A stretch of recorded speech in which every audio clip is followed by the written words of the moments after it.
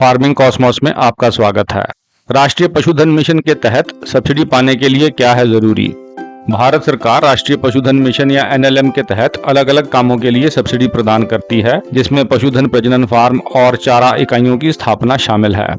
बहुत सारे इच्छुक व्यक्ति इस योजना का लाभ लेने के लिए अर्जियां दाखिल करते हैं। तो जानते हैं एनएलएम के अधीन सब्सिडी प्राप्त करने के लिए क्या जरूरी है। पात्रता। सबसे पहले आवेदक की पात्रता साबित करना जरूरी है। एनएलएम के अधीन सब्सिडी के लिए निजी व्यक्ति, किसान उत्पादक संगठन या एफपीओ, किसान सहकारी संगठन या एफसीओ, संयुक्त देता समूह या जेएलजी, स्वयं सहायता समूह या एसएचजी और धारा 8 कंपनियां आवेदन कर सकती हैं।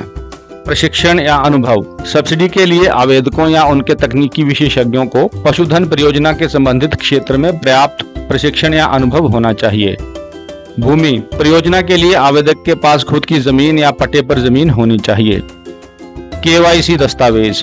केवाईसी या अपने ग्राहक को जानो दस्तावेज। इसमें आधार कार्ड, पैन कार्ड और पते के प्रमाण जैसे केवाईसी दस्तावेज दिखाने होते हैं।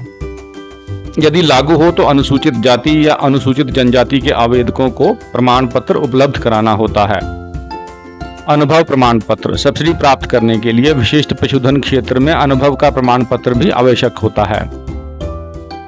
परियोजना विशिष्ट दस्तावेज। परियोजना का विवरण देने वाले दस्तावेज जैसे इकाई का आकार और इसमें शामिल पशुधन के प्रकार आवश्यक हैं। किसानों की सूची। परियोजना से जुड़े किसानों की सूची जिसमें उनके नाम, आधार संख्या, मोबाइल नंबर और पते शामिल हों आवश्यक है। हिस्से का प्रमाण। परियोजना में आवेदक को वित्तीय योगदान का प्रमाण दिखाना होगा। Bank guarantee. यदि योजना के लिए बैंक से ऋण लिया जा रहा है तो किसी अनुसूचित बैंक से बैंक गारंटी प्रदान करनी होगी। Bank statement. पिछले 6 महीनों का बैंक स्टेटमेंट जरूरी है।